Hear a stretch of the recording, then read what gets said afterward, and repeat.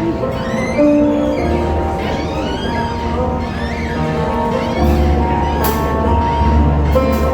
kita akan mendengarkan kebenaran dari firman Tuhan. Mari kita siapkan hati, kita siapkan pikiran kita.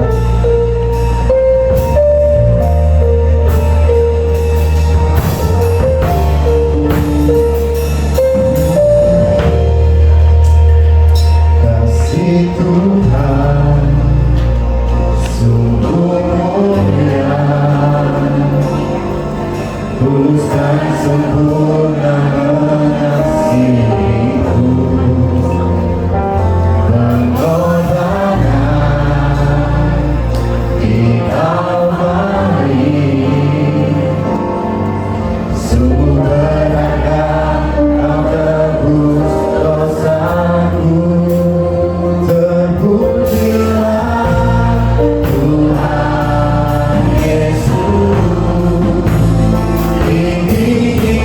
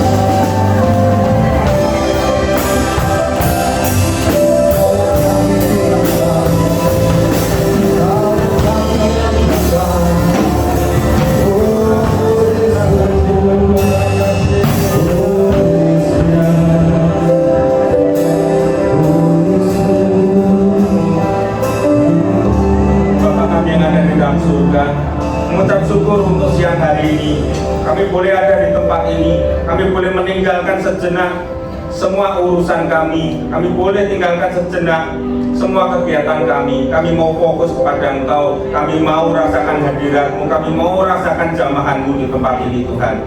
Terima kasih Tuhan, kami sudah rasakan Kau ada di tengah-tengah kami, bahkan Kau sudah menjamah kami. Dan sekarang kami mau mendengarkan kebenaran firman-Mu Tuhan, karena kami butuh firman-Mu untuk menuntun hidup kami, supaya jalan kami ini lurus, supaya jalan kami ini tidak berkelok-kelok, tetapi kami perlu firman-Mu Tuhan. Tuntun kami melalui kebenaran firman-Mu. Kami percaya firman-Mu mengandung kuasa untuk mengubahkan hidup kami. Kami mau berubah Tuhan.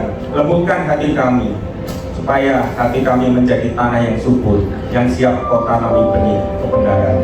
Terima kasih Tuhan, kami sambut firman-Mu dengan segala ucapan syukur, dengan segala kerendahan hati kami. Di dalam nama Tuhan Yesus, kita semua yang siap mendengarkan firman Tuhan, kita berkata amin. Shalom Bapak Ibu. Wah, luar biasa ya, penuh ya. Besok kayaknya harus dibuka ini. Punya iman ya. Haleluya. Gimana Bunda? Iya. Shalom, senang, saya sukacita sekali saya ada di tempat ini, di rumah sendiri gitu ya. Kalau tiap minggu saya selalu pergi ke gereja-gereja pelayanan. Hari ini Tuhan kasih kesempatan ada di rumah sendiri. Wah, haleluya, sukacita saya. Tadi lagunya iblis dikalahkan, harus ada kesaksian harusnya ya, nggak ada ruang kesaksian. Saya sebelum firman saya bersaksi sedikit. Wah, begitu saya masuk tadi langsung saya dimarahi sama Bunda. Nggak baca WA grup ya, pakainya biru begitu ya. Oh, saya lihat, wah, saya mau pulang Semarang ambil baju ya. Tapi ini kesaksiannya. Waktu saya tadi pagi mau pakai baju ini, istri saya bilang, "Loh, celananya yang hitam mana ya?" Ternyata ketinggalan Bapak. Akhirnya saya pakai jeans, pakai biru, jadi tidak melanggar sepenuhnya. Ya, masih ada birunya. Saya percaya ketinggalan anak-anak Tuhan, segala sesuatu yang terjadi semua mendatangkan kebaikan. Ya, ketinggalan bukan kebetulan, tetapi biar saya tidak dimarahi Bunda, masih ada birunya ya.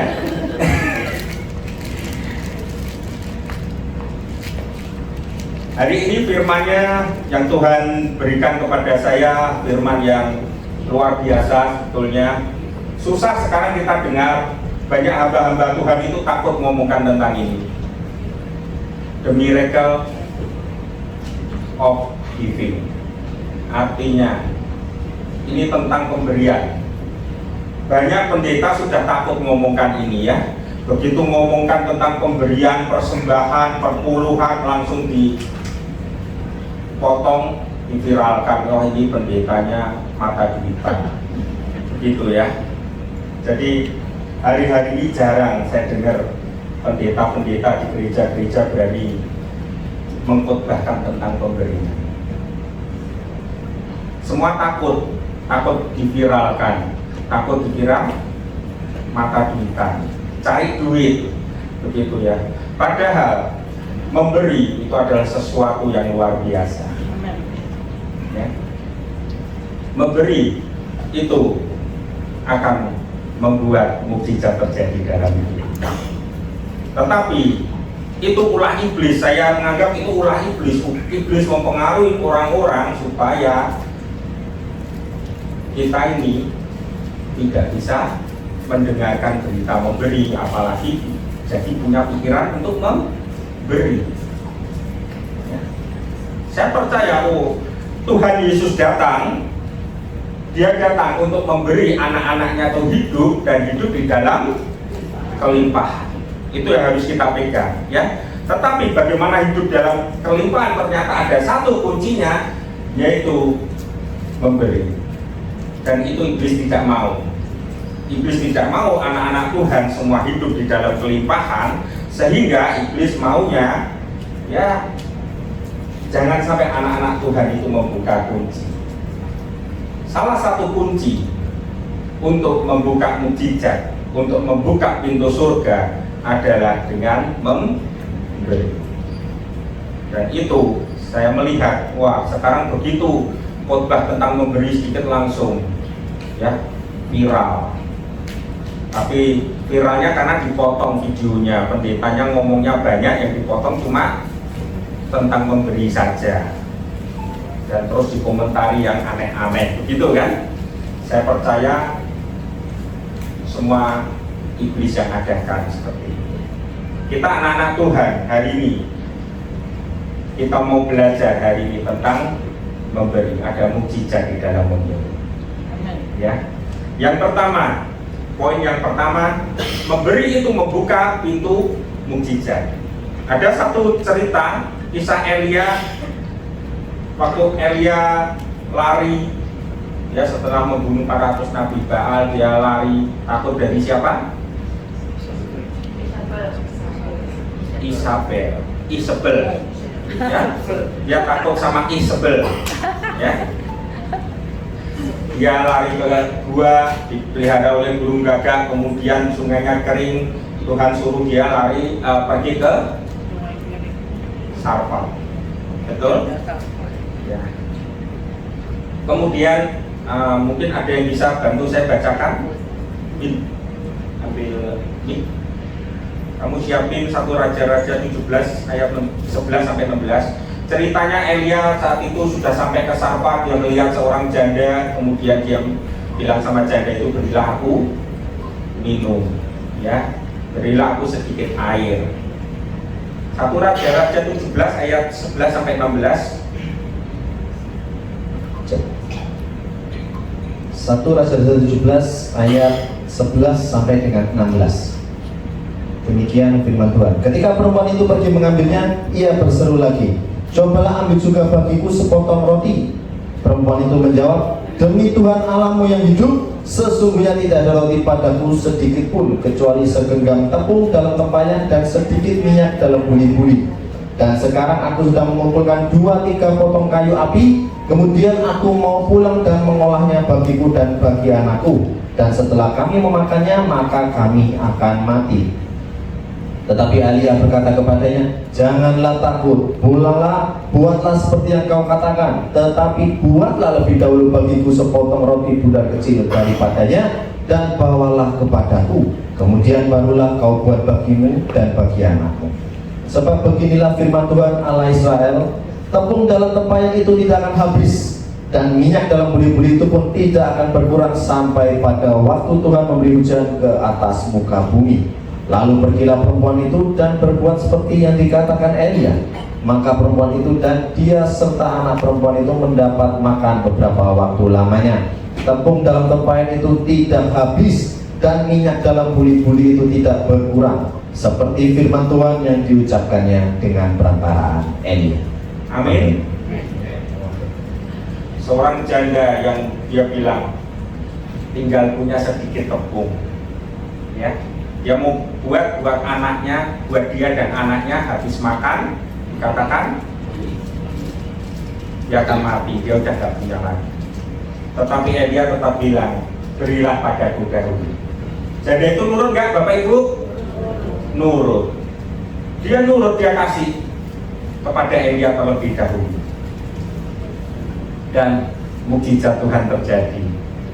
Ya, dikatakan bahwa tepung dalam tempayan itu tidak habis, dan minyak dalam buli-buli itu tidak berkurang. Luar biasa, mukjizat. Mukjizat.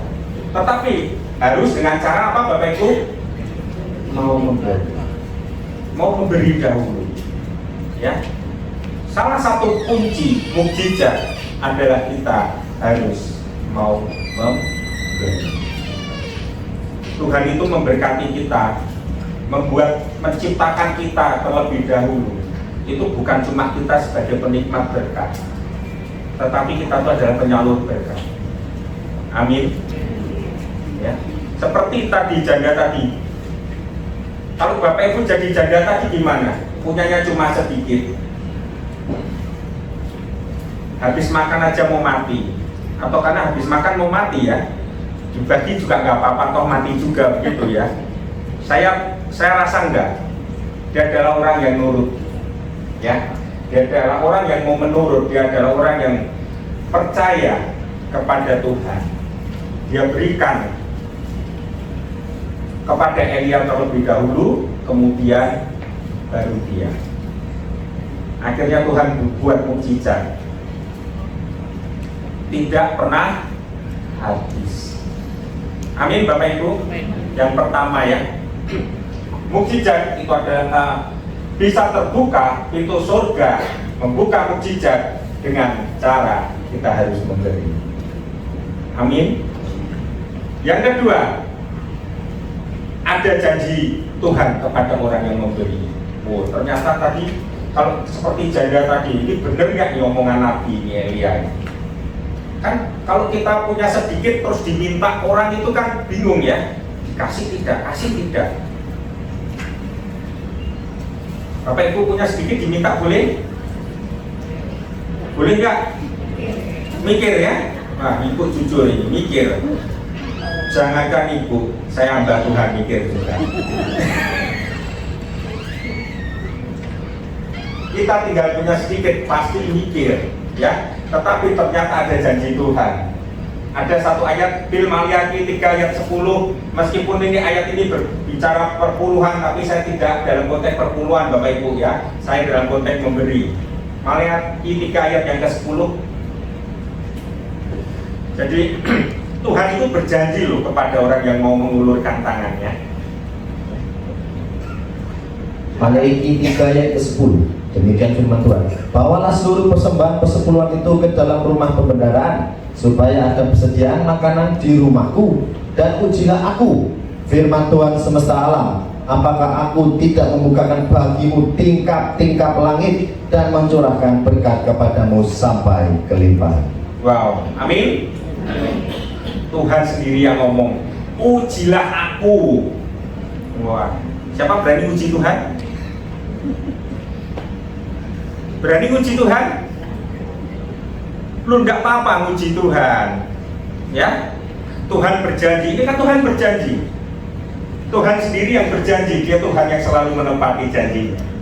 Tuhan berkata, ujilah aku, firman Tuhan semesta alam, ya, firman Tuhan semesta alam. Oh, luar biasa, dia aja sampai mengaku Tuhan semesta alam. Ujilah aku, masakan aku. Apakah aku tidak membuka bagimu tingkap-tingkap langit dan mencurahkan berkat? Betul Bapak Ibu? Ada janji Tuhan bagi orang yang mau menabur, orang yang mau memberi. Ada janji Tuhan. Ada janji Tuhan untuk orang yang memberi. Saya belum lama ini saya bertemu dengan orang yang luar biasa, ya. Saya ketemu dengan beliau, saya pikir memang kaya dari dulu gitu ya. Ternyata orang ini enggak. Setelah nikah saja punyanya sepeda motor jelek. Hari ini diberkati Tuhan luar biasa. Hari ini diberkati tidak cuma pakai depannya M Bapak Ibu, depannya T. Ya. Saya banyak bicara sama dia.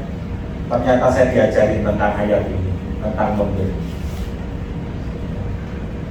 Dia diberkati Tuhan luar biasa tentang memberi. Begitu hatinya itu memberi, sehingga firman Tuhan terjadi di dalam hidup. Amin. Firman Tuhan itu kan yang berjanji sendiri. Kalau engkau memberi, masakan aku tidak buka tingkap langit. Ya.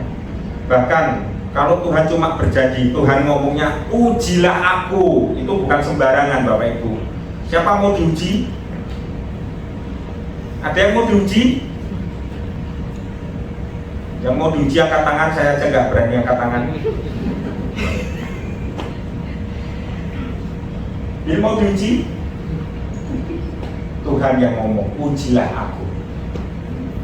Luar biasa Bapak Ibu, ada janji Tuhan yang luar biasa. Tuhan ngomong ujilah aku. tingkap langit akan akan dibuka, berkat akan dicurahkan. Amin. Sampai kita apa?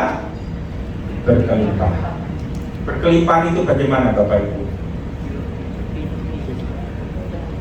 Lebih ya, lebih. Saya juga masih praktek selalu, saya ingat ayat ini, saya ingat harus memberi, meskipun saya merasa hidup saya masih pas-pasan Bapak Ibu ya. Mau beli mobil pas ada uang, mau beli rumah pas ada uang gitu ya, pas-pasan. Selalu ngepas, begitu kan? Ya. Enak pas-pasan apa berkelimpahan? Wah, malah bingung kan? Yang sini masih bangun, yang tertawa cuma sebelah kanan, yang kiri sakit gigi, oh enggak ya?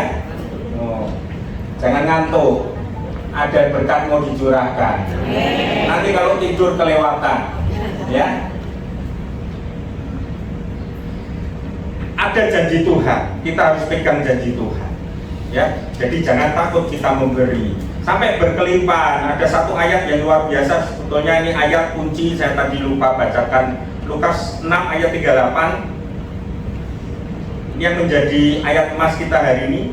Lukas 6 ayat 38. Tapi asik perkenalan, asik kesaksian ya, ayat emasnya lupa. Lukas 6 ayat yang ke-38. Ini kan Langsung aja ya. Lukas 6 ayat 38. Demikian firman Tuhan. Berilah dan kamu akan diberi suatu takaran yang baik, yang dipadatkan, yang digoncang dan yang tumpah keluar akan dicurahkan ke dalam ribaanmu.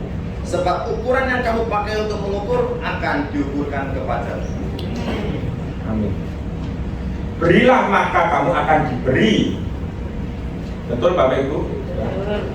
Suatu takaran itu kayak gelas ukur. Kalau milinan itu ya ada miliannya. Kalau kita memberi pakai satu gelas, Tuhan juga akan beri satu gelas. Tapi janji Tuhan luar biasa, tidak cuma satu gelas. Satu gelas yang kita berikan, Dia berikan dipadatkan, artinya isinya lebih banyak. Sudah dipadatkan masih sampai tumpah. Tumpah itu artinya lebih, ya, sampai lebih. Jadi berilah maka kamu akan diberi. Kalau tidak memberi jangan minta diberi. Gampang tuh? Gampang firman Tuhan itu dicerna. Kalau nggak mau minta, kalau nggak mau menerima ya jangan memberi. Betul? Kalau kita memberi pasti kita menerima lebih. Betul? Janji Tuhan kita akan menerima lebih. Amin Bapak Ibu. Yang ketiga yang kita mau belajar, ada perlindungan bagi orang yang memberi. Orang yang memberi itu Tuhan kasih perlindungan.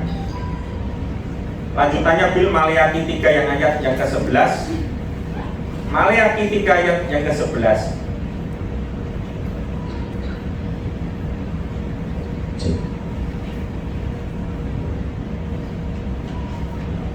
Maleakhi 3 ayat ke-11. Demikian firman Tuhan. Aku akan menghabis bagimu belalang pelahap, supaya jangan dihabisinya hasil tanahmu, dan supaya jangan pohon anggur di padang tidak berbuah bagimu. Firman Tuhan semesta alam. Amin. Ini tadi lanjutan dari ayat 10 tadi ya, yang bawalah seluruh persembahan persepuluhan itu tadi ya. Kemudian Tuhan berkata, aku akan menghadir bagimu belalang pelahap, supaya jangan dihabisinya hasil tanahmu. Artinya hasil kerjaan kita, hasil apa yang kita usahakan, itu supaya tidak diserobot orang. Kita nggak kena tipu. Kita sudah kerja, tulangnya dibantingi, betul? Kalau kerja kan membanting tulang, begitu ya. Tulangnya dibantingin paten klotat, gitu. Begitu hasil sebentar kena tipu. kena tipu orang. Kerjanya dari pagi, nggak makan, pulangnya larut malam, mau ngumpulkan sedikit demi sedikit, habis itu digerogoti belalang pelahap. Kena godaan, ada investasi bodong. Zaman sekarang luar biasa. Zaman saya kecil cuma udel saja yang bodong. Ya, hari ini wah luar biasa, investasi aja bodong Bapak Ibu. Ya, zaman saya kecil hanya puser saja ya, puser atau bahasa Ibraninya udel, terutama buat ibu-ibu yang mengandung ya. Zaman saya kecil, tetapi zaman sekarang investasi aja bodong. Zaman berubah, berkembang terus ya. Sudah mengumpulkan uang, kena investasi bodong. Uang dikumpulkan, mau ngawinkan anaknya, kumpulkan uang, wah siap untuk pesta. Wah ada investasi luar biasa, bunganya 30% 1 bulan. Bersih gitu ya, nggak kena pajak lagi, cemplungkan semua. Habis masuk semua, nggak pamitan. Ya. Biasa orang itu kalau datang lihat muka, pergi kelihatan punggungnya. Kalau investasi bodong itu datang kelihatan muka berseri-seri, bawa hadiah, pergi jangankan punggung, bayangan aja nggak kelihatan. Dicari kemana-mana sudah hilang. Tetapi janji Tuhan buat orang yang memberi, Tuhan akan memberi perlindungan. Amin. Dan tidak cuma itu, supaya jangan pohon anggur di padang. Artinya pohon anggur di padang itu tidak cuma punya kita, artinya berkat-berkat kita pun juga bisa terus kita nikmati. Ada berkat-berkat tertentu, ada berkat-berkat dadaan yang tidak direncanakan. Ya, kalau di padang itu kan bukan punya kita. Ya, anggur di padang tinggal metik.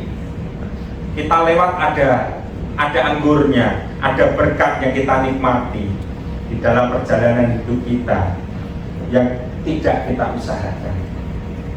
Itu juga tersedia bagi kita semua. Seandainya kita mau memberi. Amin Bapak Ibu. Tahu semua tadi pelajaran yang pertama, kedua, ketiga.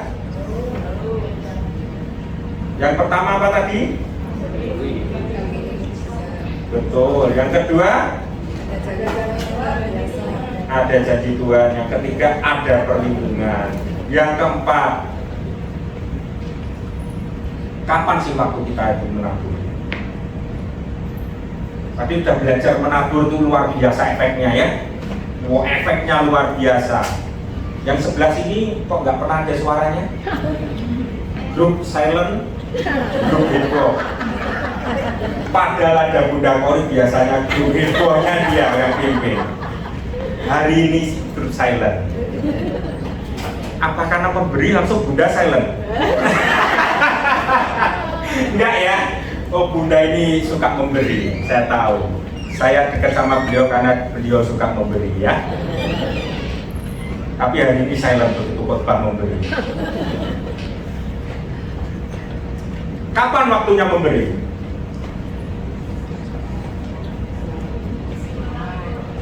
Nah, mulainya suara. Kapan? Kapan itu? Selalu. Saat musimnya, Bu. Oh, setiap saat ya. Dalam hidup kita setiap saat saat Tuhan gerakkan kita. Ya, saat Tuhan gerakkan kita itu harus kita mulai memberi. Iblis itu sukanya mengganggu begini. Ya. Mau memberi, ya kalau tak kasih, kalau nanti dipergunakan secara benar. Nah, kalau malah dipakai sendiri. Biasa mikir gitu enggak? Ini nanti tak kasih ini ya kalau dibelikan sesuai itu, lah kalau dipakai sendiri. Betul Bapak Ibu selalu mikir seperti itu ya. Mau memberkati orang ini, kelihatannya dia keperluannya menyekolahkan anaknya, ini kalau tak berkati anaknya tetap langsung dibayarkan uang sekolah enggak? Jangan-jangan dipakai yang lain. Biasa nggak kita mikir seperti itu? Itu yang membuat langkah kita saat tangan kita mau memberi, tangan kita berhenti karena pikiran kita sudah mengembara. Ini benar nggak ini? Ini benar nggak orang ini membutuhkan? Oh benar nggak orang ini perlu? Kita jadi wah nanti dulu, saya selidiki dulu. Wah Bapak Ibu tuh jemaat Tuhan malah jadi detektif ya. Malah jadi detektif, nyelidiki orang dulu, betul nggak ini keperluannya ini, betul nggak orang ini berkekurangan, betul nggak harus diulurkan tangan kita kepada dia. Yang harusnya kita anak-anak Tuhan yang penuh belas kasihan malah jadi detektif ya. Jadi serse, penyelidikan kemana-mana. Suka begitu Bapak Ibu? Enggak ya? Tapi pernah? Nah, ada yang pernah. Ibu ini yang jujur, yang lain nggak pernah ngaku. Saya saja dulu seperti itu ya. Saya kalau mau ngasih, wah ini jangan-jangannya banyak. Jangan-jangan akhirnya karena jangan-jangan ya jangan memberi. Akhirnya tidak memberi. Itulah yang membuat kita ini terhambat untuk memberi. Ada lagi begini. Saya mau memberi, saya aja masih kekurangan kok. Nanti tunggu saya diberkati Tuhan dulu. Kalau saya diberkati Tuhan, Tuhan sudah bukakan tingkap langit buat saya, berkat dicurahkan, saya hidup di dalam kelimpahan, saya akan jadi berkat. Biasanya begitu. Saya bilang Bapak Ibu, telat, kelamaan, kadaluarsa, expired, ya. Orang mau memberkati kok tunggu diberkati. Ya, janda tadi tinggal punya segenggam. Segenggam banyak enggak? Kalau dibikin roti dibasahi kan tinggal kecil kan. Kalau tepung segenggam dijadikan roti. Zaman dulu belum ada pengembang kayak sekarang ya. Kalau sekarang mungkin segenggam bisa jadi setampah ya. Begitu dipencet langsung tipis gitu ya. Ngalahin kertas HPS. Saya kalau beli roti sekarang kayaknya gede-gede begitu saya gigit langsung kempes Bapak Ibu ya. Tapi zaman dulu belum ada seperti itu. Dulu belum ada pengembang-pengembang zamannya Nabi Elia itu 600-700 sebelum Masehi. Ya, belum ditemukan pengembang. Jadi roti segenggam itu nggak bikin kenyang. Tepung segenggam tidak bikin kenyang, tapi dia mau berbagi. Nunggu sampai saya kenyang, sisanya saya kasih Nabi Elia. Janda itu ngomong seperti itu? Enggak. Bahkan Tuhan Yesus ngomong apa saat dia melihat ada seorang yang menaruh dua koin. Tuhan Yesus lebih menghargai dia karena dia memberi dari kekurangannya. Amin Bapak Ibu. Gak tunggu kita cukup dulu, gak usah tunggu kita cukup dulu baru kita mau memberi. Tapi apa yang kita punya, apa yang kita bisa, itulah yang kita beri. Amin. Ada satu firman Tuhan yang luar biasa supaya Bapak Ibu tidak takut memberi. Bil baca 2 Korintus 9 ayat yang ke-10. Jadi memberi jangan menunggu-nunggu Bapak Ibu. Jangan menunda kapan saatnya, tapi ada musimnya. Musimnya setiap saat itu musimnya kita memberi. Amin, setiap detik hidup kita. 2 Korintus 9 ayat 10. 2 Korintus 9 ayat 10. Demikian firman Tuhan. Ia yang menyediakan benih bagi penabur dan roti untuk dimakan, ia juga yang akan menyediakan benih bagimu dan melipat gandakannya dan menumbuhkannya buah-buah kebenaran. Amin. Bapak Ibu perhatikan, itu keluarin ya. Ia yang menyediakan benih bagi penabur. Kalau kita mau memberi, kita ini penaburnya. Yang menyediakan benih siapa? Tuhan. Takut apa? Betul? Tapi kalau kita nggak mau menabur, ya Tuhan nggak kasih kita benih. Buat apa? Ya, Tuhan sendiri yang akan menyediakan benih bagi penabur. Dan bahkan janjinya lagi, ini Tuhan yang ngomong, ya. Ia juga yang akan menyediakan benih bagi kamu dan melipat gandakan. Mau Bapak Ibu benih yang mau kita tabur dilipat gandakan? Kapan waktunya? Gak usah nunggu kita diberkati, gak usah tunggu kita punya, karena Tuhan yang menyediakan. Benihnya Tuhan yang akan menyediakan. Yang penting kita siapkan hati kita. Kita punya hati yang mau memberi. Kita punya hati yang mau dipakai Tuhan menjadi saluran berkatnya. Itu dulu kuncinya.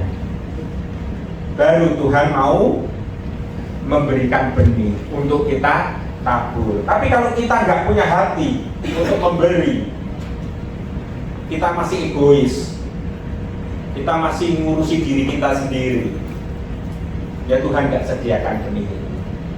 Amin.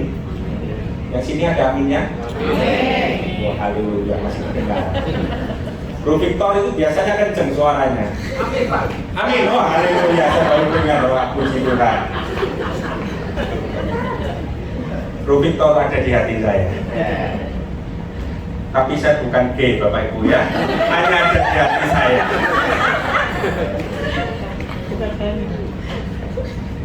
Istri saya apalagi ada di hati saya lebih.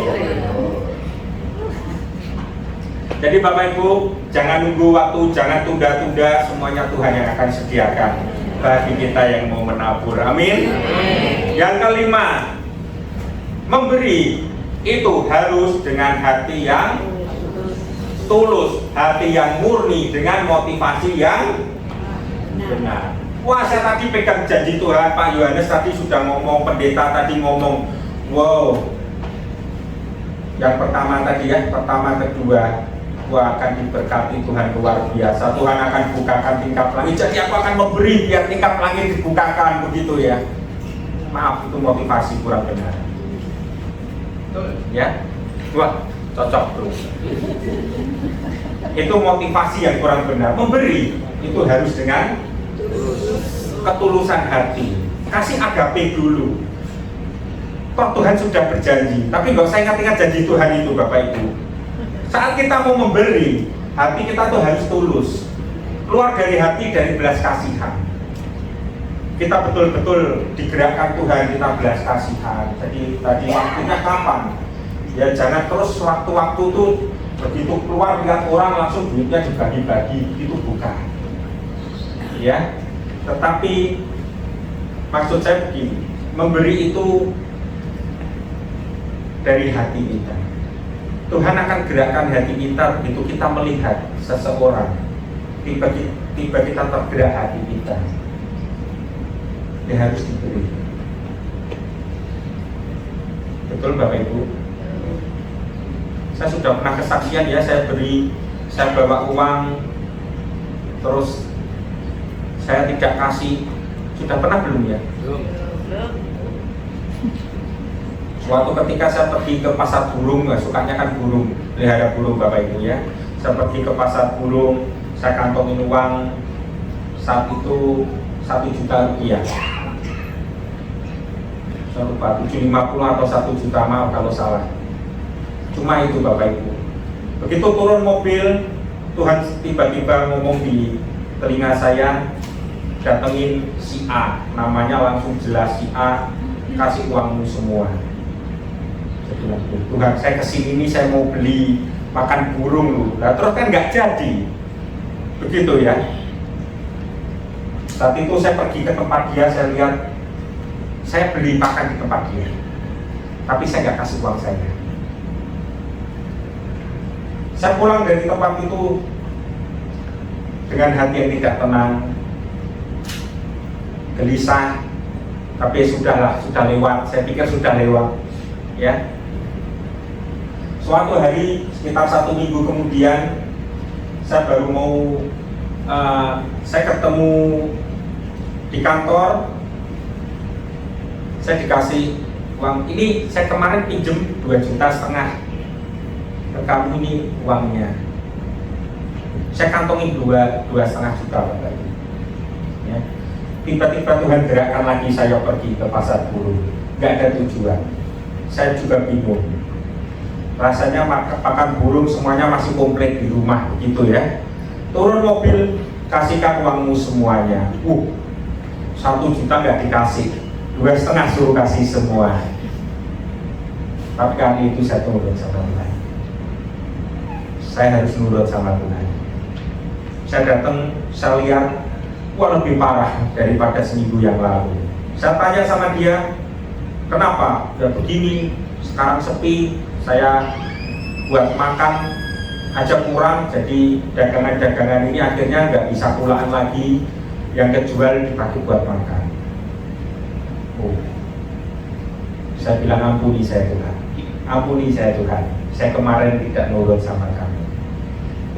Saya kasih sama orang itu, saya bilang begini, Tuhan saya, Tuhan Yesus suruh saya kasih kamu uang. Maaf, dia bukan orang percaya seperti kita. Saya bilang, tetapi ada pesan Tuhan Yesus, uang yang saya beri jangan kamu pakai makan, ini dipakai untuk usaha. Nanti dari usaha itu kamu makan, ya. Begitu saya beri, saya tinggal. Saya sudah pesan ini dari Tuhan Yesus yang suruh saya kasih, saya tinggal. 2 minggu kemudian saya dengar dia sebagai pengusaha angkringan yang sukses, yang ramai sampai antri-antri, ya. Di depan pasar burung Semarang kalau malam ramai orang berkumpul, ternyata orang itu jual angkringan dan laris sekali. Karena saya nurut Bapak Ibu. Tapi begitu saya melihat seperti itu, lebih bahagia mana Bapak Ibu? Saya tahu dia hidup, dia bisa makan, berkecukupan sekarang, dia pasti juga bahagia. Tetapi saya melihat seperti itu, saya menangis bahagia. Karena ada firman Tuhan, lebih berbahagia yang memberi daripada yang menerima. Jadi saat itu saya nangis, wah saya lewat senang, saya nyupir sambil nangis. Saya bilang, ya Tuhan, Engkau luar biasa, ya, luar biasa. Untung aku nurut sama Engkau Tuhan. Ada pelajaran luar biasa yang Kau berikan dalam hidup saya, yaitu saya mau memberi. Amin Bapak Ibu. Dengan hati yang murni, saya gak minta uang kembali. Pokoknya saya nurut sama Tuhan. Saya mau menyenangkan hati Tuhan. Siapkan 2 Korintus 9 ayat 7. Jadi lebih bahagia yang memberi daripada yang menerima, itu yang saya berikan. Dan itu saya rasakan, saya adalah saksinya, ya. Saya begitu bahagia. Lebih, saya yakin saya lebih daripada orang yang saya berikan uluran. Saya lebih bahagia. Silakan. 2 Korintus 9 ayat 7. Demikian firman Tuhan, hendaklah masing-masing memberikan menurut kerelaan hatinya, jangan dengan sedih hati atau karena paksaan, sebab Allah mengasihi orang yang memberi dengan sukacita. Amin. Hendaklah masing-masing memberikan menurut kerelaan hatinya, jangan dengan sedih hati atau karena paksaan, sebab Allah mengasihi orang yang memberi dengan sukacita. Amin Bapak Ibu. Mau praktek? Mulai hari ini kita berubah. Kalau digerakkan Tuhan, jangan tunda-tunda. Saya tunda kasih 1 juta, akhirnya kasih 2,5 Bapak Ibu. Artinya pelajaran jangan menunda-nunda, begitu? Bukan begitu. Bunganya besar. Bunganya besar ya. Menunda 1 juta akhirnya 2,5 yang harus diberikan, tapi bukan itu yang saya maksud. Artinya jangan menunda-nunda ya. Orang itu membutuhkannya saat itu. Kita jangan menunda-nunda, kita bisa ulurkan tangan kita. Hari ini saya sampaikan memberi, tidak harus dengan materi. Ya, dari tadi mungkin Bapak Ibu jangan salah tangkap. Biasanya ya seperti itu, yang dipotong omongan saja, nanti dipotong, diviralkan. Yang terakhir enggak ini. Ya, padahal saya mau sampaikan, memberi itu tidak harus dengan materi.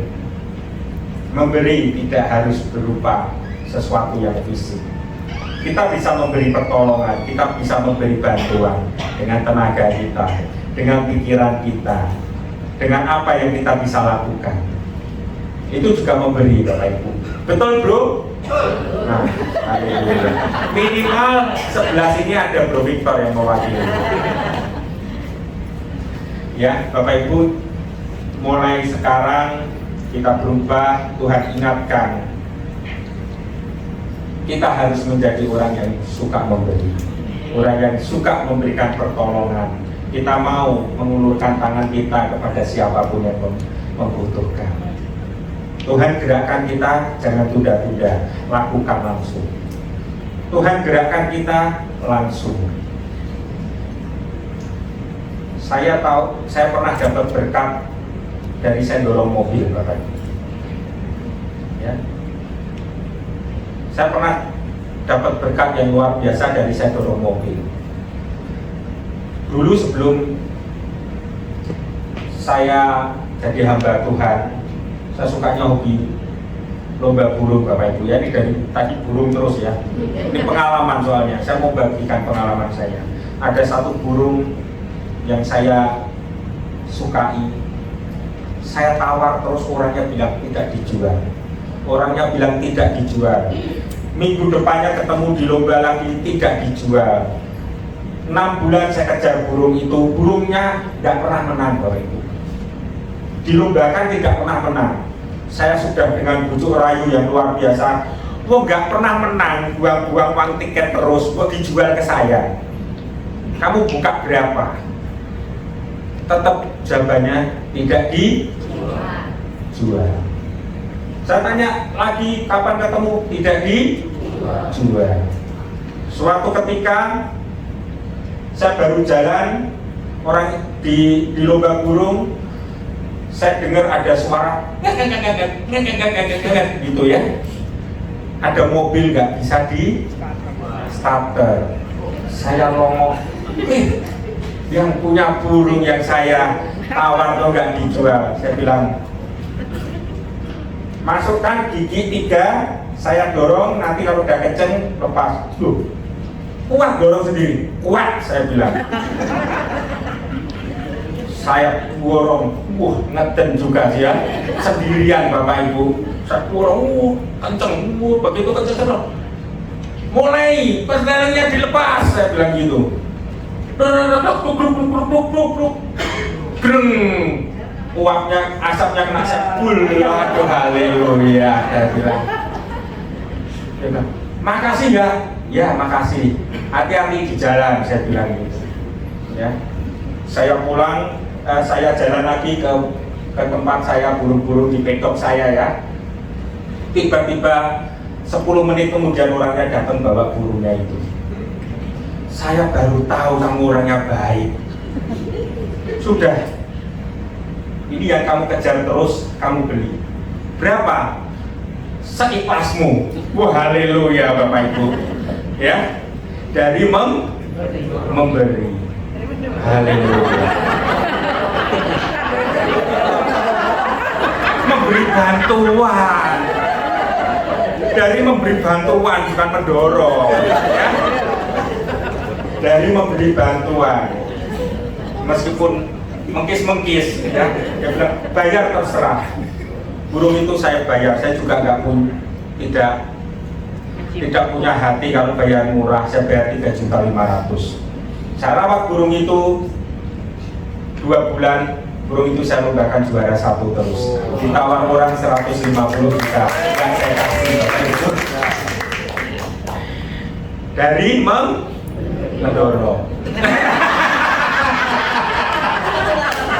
Haleluya. Ya, itu yang bisa saya bagikan. Kita mau berubah, kita mau jadi pelaku firman Tuhan. Amin. Mari kita berdoa. Bapa kami ada di dalam surga, kami menangkap isi hatimu bahwa kami anak-anakmu ini kami ini menabur, kami harus menjadi penabur, dan kami percaya Engkau sendiri yang akan menyediakan benih kalau kami ini punya hati untuk menabur. Maka itu Tuhan, bentuk hati kami supaya kami ini punya hati seperti hatimu Tuhan, yang penuh dengan belas kasihan, yang penuh dengan belas kasihan tanpa syarat Tuhan, karena kasih-Mu itu kasih yang agape. Kami mau punya kasih yang seperti kasih-Mu Tuhan. Kami mau memandang sekeliling kami, siapapun orangnya yang butuh pertolongan, kami mau Tuhan seperti Engkau yang selalu mau menolong, yang selalu mau mengasihi dengan kasih yang agape. Bentuk hati kami Tuhan, bentuk hati kami setiap anak-anak-Mu yang di tempat ini, supaya kami punya hati yang memberi, kami punya hati yang penuh belas kasihan. Terima kasih Tuhan, kami tangkap firman-Mu, kami mau menjadi pelaku firman-Mu. Hari ini kami mau bertobat, kami mau Kau bentuk, kami mau serupa dengan Engkau. Semakin hari hidup kami semakin serupa dengan Engkau. Kami punya hati seperti hati-Mu, kami punya mata seperti mata-Mu Tuhan, yang memandang sekeliling kami dengan penuh belas kasihan. Terima kasih Tuhan, kami bersyukur untuk firman-Mu, dan kami mau jadi pelaku firman. Dalam nama Tuhan Yesus, haleluya, amin.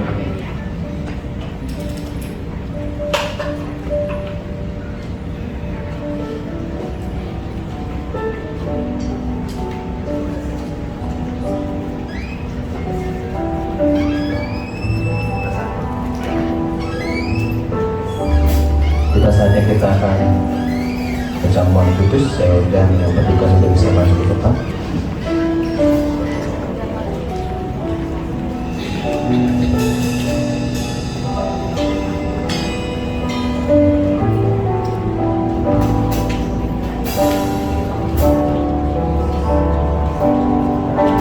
Yesus abadi hidupku, bila Kau tak berikan nyawa.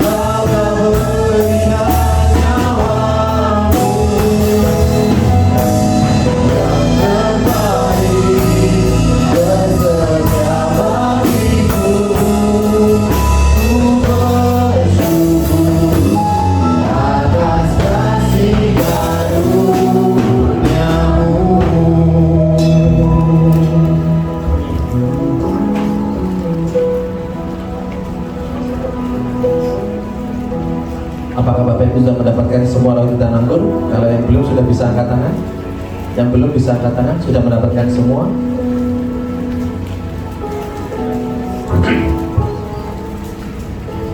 Tuhan Yesus berkata bahwa tubuhku adalah benar-benar makanan dan darahku adalah benar-benar minuman. Barang siapa makan dagingku, ia akan tinggal di dalam aku dan aku akan tinggal di dalam dia. Dan barang siapa tinggal di dalam Tuhan Yesus, ia akan memperoleh hidup yang kekal. Amin. Mari kita angkat tinggi roti kita.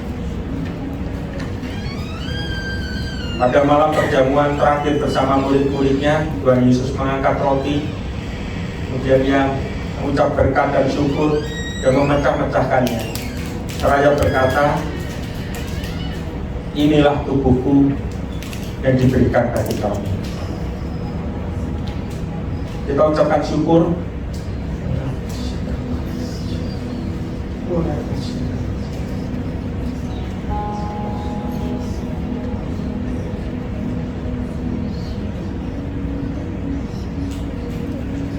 Inilah tubuhmu Tuhan. Hari ini kau ajari kami tentang memberi. Engkau sudah jadi teladan. Bahkan kau memberikan nyawamu buat kami. Kau memberikan tubuhmu buat kami, untuk kami bebas dari dosa, untuk kami menjadi manusia yang baru. Bukankah ini tubuh Tuhan Yesus yang sudah dikorbankan buat kita, Bapak Ibu? Kita akan makan bersama-sama dengan iman di dalam nama Tuhan Yesus.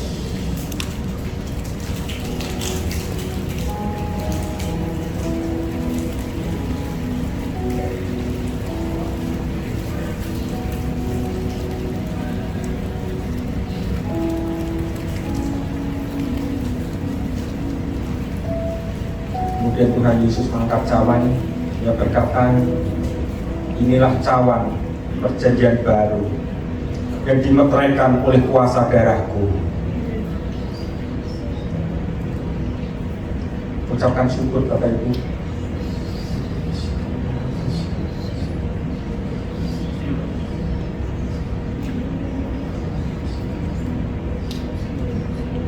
Bukankah ini juga pemberian Tuhan Yesus yang luar biasa? Dia mencurahkan darahnya buat kita, memeteraikan kita menjadi anak-anaknya, menyucikan kita. Ini darah Tuhan Yesus. Amin. Kita akan minum bersama-sama dengan iman di dalam nama Tuhan Yesus.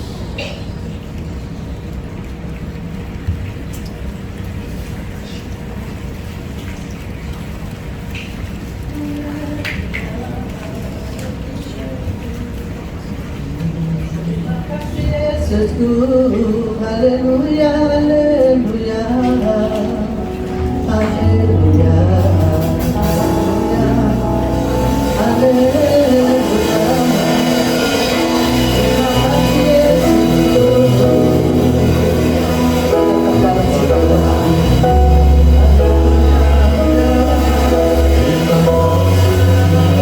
Terima kasih atas firman-Mu ya Bapa. Firman-Mu sudah menguatkan kami semua Tuhan. Supaya kami tidak ragu-ragu lagi Tuhan untuk menabur hukum-Mu ya Bapa, untuk pekerjaan-Mu Tuhan. Terima kasih Bapa, terima kasih ya Tuhan. Terima kasih untuk perjamuan kudus pada siang hari ini. Kami percaya yang sudah meminum dan memakan perjamuan ini ya Bapa. Yang sakit sudah disembuhkan.